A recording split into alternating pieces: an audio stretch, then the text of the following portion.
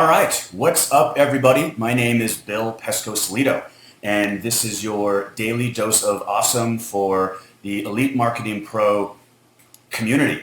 And I am very excited to be here today. And before I dive into today's topic, which is going to be really fun, I'm going to talk about how practice, passion, and warming up are the keys to your business. And most people don't really think about practice or warming up as something that you need to do for your business, your online business, your home-based business, but they have more to do with your success than probably you think. And obviously everyone knows about how important passion is, but practice and warming up are some of the missing links that I think a lot of people don't recognize. Now, before I dive into today's Daily Dose of Awesome, which is going to be about a 15-minute little blast of fun, juicy inspiration for you, I first want to just say that if you're new to this, if you're seeing this for the first time and you're not familiar with Elite Marketing Pro, then just head on over to elitemarketingpro.com. That's their website and blog, and you can get all the information on Elite Marketing Pro and how it's going to help you build your business online. And also, if someone referred you to this call, if you're watching right now, then just get back with the person that referred you, and they can give you all the help and details that you need. Now, also, I want to do a little check-in and just see who is here and where you're coming in from. So type in the comments below where you're watching this from right now, and just so we can see who we've got on the live stream today, and I obviously like to interact with people. So type where you are watching this from right now and maybe just how you're doing. Hopefully you're doing great. I'm doing great. I'm excited to be here. So let's dive in. So I was recently watching, if you haven't yet seen the Tim Ferriss show, it's called Fearless. Check it out. I don't even know what channel it's on. It's on some obscure channel high up in the cable package rankings. But Tim Ferriss, the author of The 4-Hour Workweek, the 4-Hour Body, probably something else with the title 4 Hours in it. But he has a show now where he interviews successful people. And these are successful people from all walks of life, all different backgrounds, industries, everything. And he recently had an interview with Stuart Copeland. Now, if you don't know who Stuart Copeland is, he is a very famous drummer. Most notably, he was the drummer for The Police, right? The band with Sting and so forth. And The Police has always been one of my favorite bands, and Stuart Copeland has always been one of my favorite drummers. So I watched the interview with great interest. And one of the things that I thought was interesting is that Stuart Copeland talked about was, he talked about the concept of warming up. And he said for a live show, like a live concert, he says most bands, they're probably not that great for the first 2 or 3 songs, right? The first two or three songs of that show, they're okay, but they're not great. And he said the reason why is because it takes some time to warm up. Like literally, it takes time to get the blood flowing to their limbs, get the juices flowing in their body. And he says usually by song 3 or 4 within the concert, the band is now really warmed up and they're firing on all cylinders and they're really cranking and they're feeling great and they're jumping around and the energy is great and so forth and so on. And he says that is 100% attributed to simply just warming up, whether you warm up beforehand or not. And so he talked about, singers obviously will go to great lengths to warm up prior to singing. They'll do all these vocal exercises and sip honey and tea and whatnot. But for him, as the drummer, he started actually warming up his arms, his fingers, and his hands. He started doing little exercises and literally going to each finger and stretching and doing this and that. And it really helped him for when they got on stage, that first song, he was a little bit more warmed up than if he hadn't done that. And so he, of course, performed better right out of the gate. Now, how does that apply to our business? Well, I've talked about this a lot before in business, and whether this is you're calling leads or if you're writing or whatever, I always attribute it to a tennis match. And if you've watched here Wimbledon recently, or any tennis match, and these are professional tennis players, right? The best of the best in the world. Well, what do these tennis players do before the match starts? Well, they're warming up with one another. They're hitting forehands back and forth and backhands back and forth, and they're practicing their serve, and one guy goes up to the net, and the other guy, serves up some lobs, and he slams it, and it's just this, kind of I'll scratch your back, you scratch mine, understood, unwritten thing that tennis players, they have to do this before their match. They have to warm up so that when the match starts, they're on top of their game. Well, why wouldn't we do that for our own business? Why wouldn't we do that for our own tasks and activities and things that we need to do for ourselves within our business, right? I mean, if the professional athletes, and now, according to Stuart Copeland, professional musicians, the people that are at the top of their game, who are earning millions and millions of dollars, if they have to warm up in order to perform at a peak level before they are on, shouldn't we have to do the same? And why not, right? Why wouldn't we do the same? So I took this to heart, and over the years, I would always think to myself, okay, I really need to actually start warming up before I quote unquote perform, right? Before I have to do the most important things in my business. Now, there was a time when I was constantly on the phone calling leads, and I thought to myself, okay, let me warm up before I call leads so that I'm better when I'm actually on the phone with them. So what does that look like? Well, first of all, you could do some simple sort of warm-up vocal exercises. Just little things like, moving your mouth around, just talking, she sells seashells by the seashore, XO, XO, just little things. And this might look a little silly, and you're laughing right now saying, Bill, you're crazy. And if you think I'm a little weird or crazy, that's okay. Type 1 below if you think I'm a little weird or crazy. But I would do that because I knew that when I got on the phone, I wanted to at least be sort of vocally warmed up. I wanted to have my mouth moving, my words flowing. And are these things going to necessarily say, wow, I need to do some warm-up exercises now. Are these vocal activities going to necessarily make me a better salesperson or a better closer or anything like that? No, they're not. But they're going to get at least my mouth warmed up, my words flowing out of my mouth better, get me more engaged in the game so that I'm not necessarily tripping over my words or I'm not stumbling over my words. Now, the other thing I would do when it came to calling leads is I actually looked at the first 2 or 3 leads, literally the first 2 or 3 numbers that I called. I looked at those as warm-up, meaning I was going to throw caution to the wind. I wasn't going to worry about anything. Those 3 numbers, literally, and you could look at them as kind of maybe sacrificial lambs, I guess, or crash test dummies. I don't know. But I said these first 2 or 3 calls, this is my practice. This is my warm-up.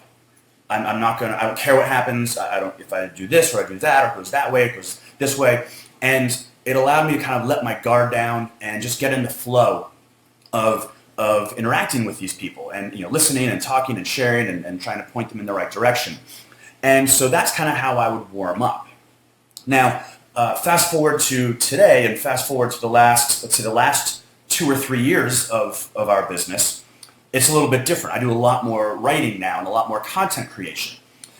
So for me, I also have to warm up in that regard because now my keyboard is my instrument, right? That's sort of my weapon of choice as far as attacking our business. And so I have to warm up in that way as well. And so what I've literally started doing is physically, first of all, just warming up my hands and my fingers, getting loose.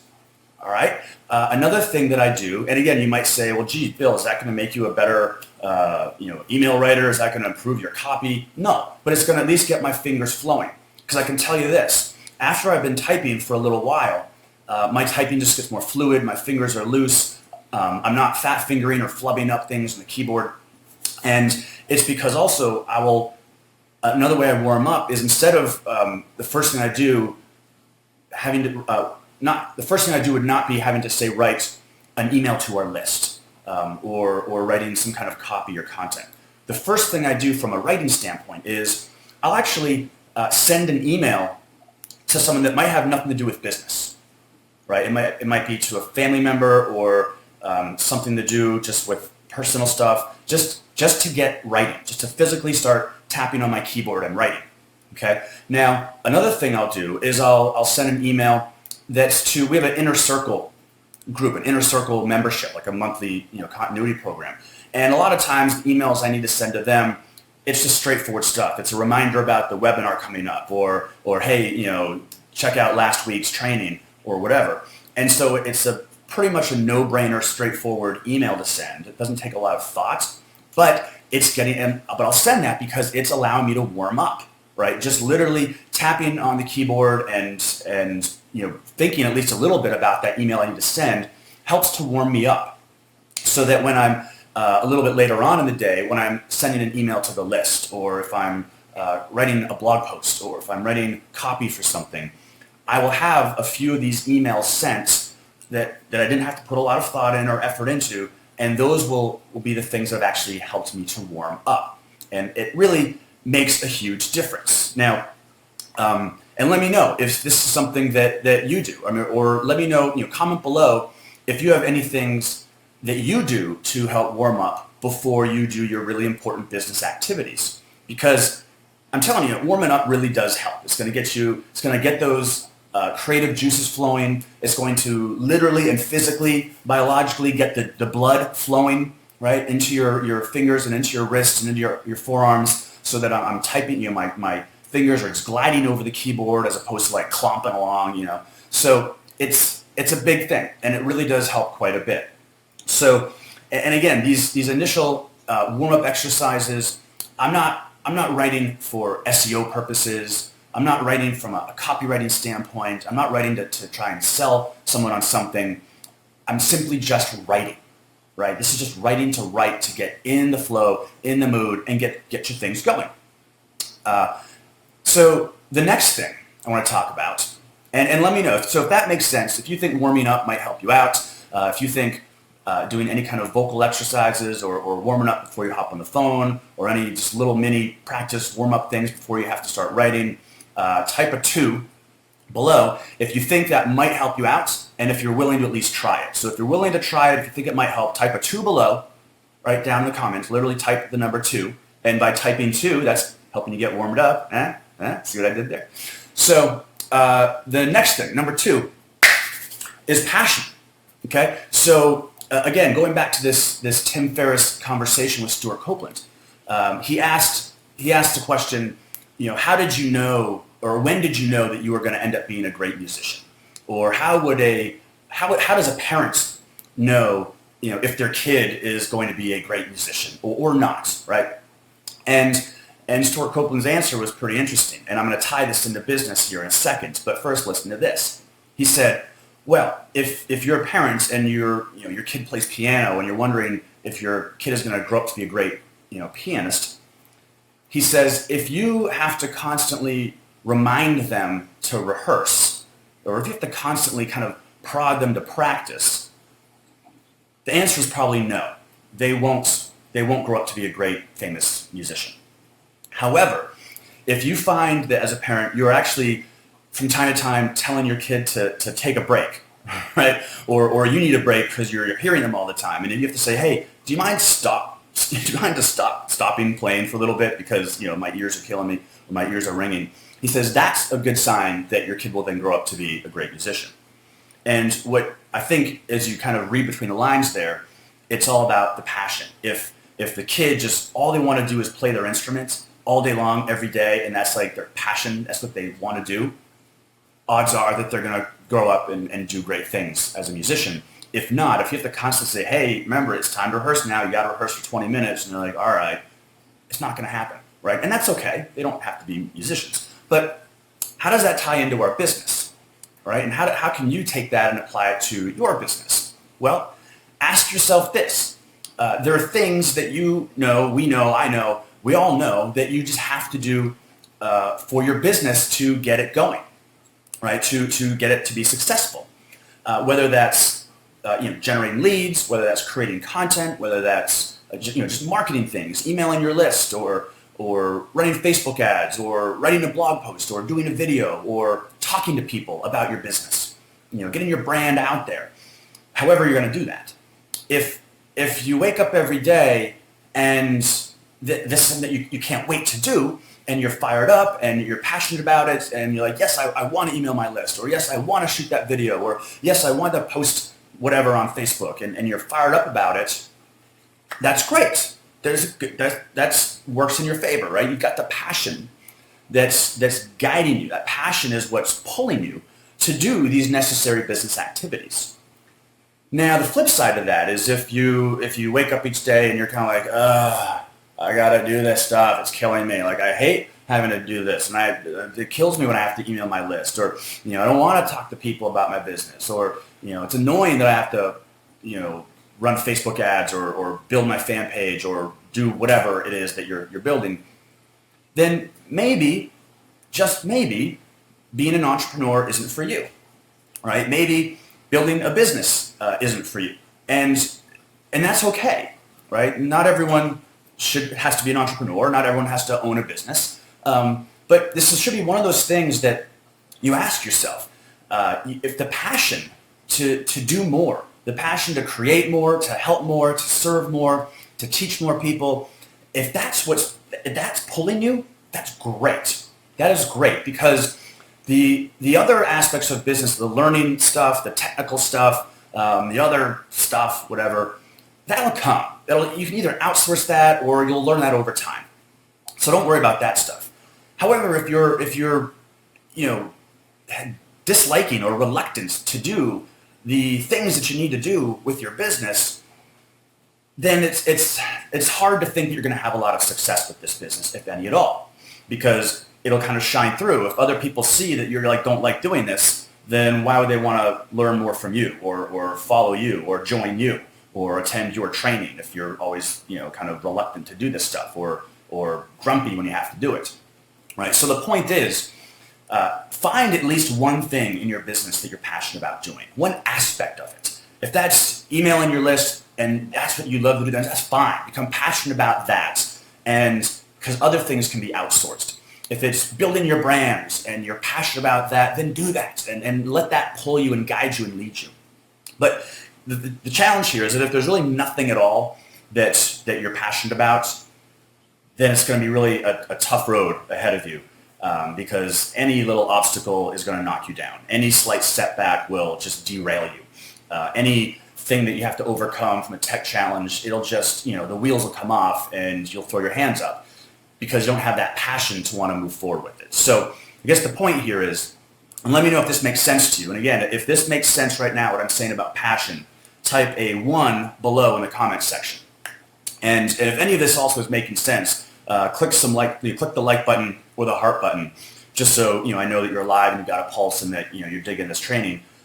Find the passion within your business. Find some aspect of your business that you are passionate about, and let that be the thing that pulls you, and that pulls you in a good way, that pulls you to do more, that pulls you to teach more, to serve more, to create more, to help more people, and things will work out within your business. Again, if you have that passion, that's probably the most important thing. So I hope that you liked this training today. It's 12:19.